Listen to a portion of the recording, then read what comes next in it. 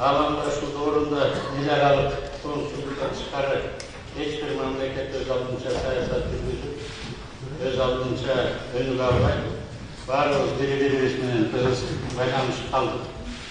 Önüge prosesler öte tezlikle yürüdü.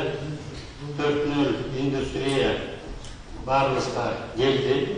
O şöyle mezgilde koronavirüs yaptığı kötüsüz kırsıp ekonomikanı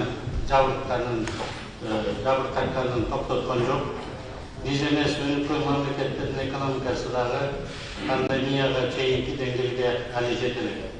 Bunu menen birge Ukrayna'nın aylanasında olup жатқан okuyalarını keçep ettik. Dünyadaki siyasi kırgal bарлық memleketlerin sosyallık ekonomikalık önüngüsüne ters tasir edip жатат. Жоқ demeylik kriz kayradan dünyünü bastı. Prezident aytқандай biz кичинекей өлкөбүз, биздин соғышты токтотуп коюуга таасир эчтеле жетпей, ошондуктан биз калыс өлкө болушубуз керек.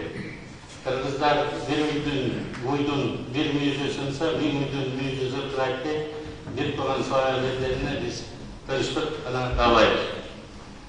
Бул таасирлердин жана чакчыктардын айынан азыр дүйнөлүк экономикалык система кайра түзүлүп жатканын көрүп жатабыз. Biz de bunu esten çıkargan jokpuz. Alamdaşуу, protekционизм менен алмашып, дүйнөлүк энергетика жана азык-түлүк рыноктогу баалар өсүп жатат. Мунун баары Европалык аймактагы татаал геосаясий кырдаалдын фонунда болуп жатат.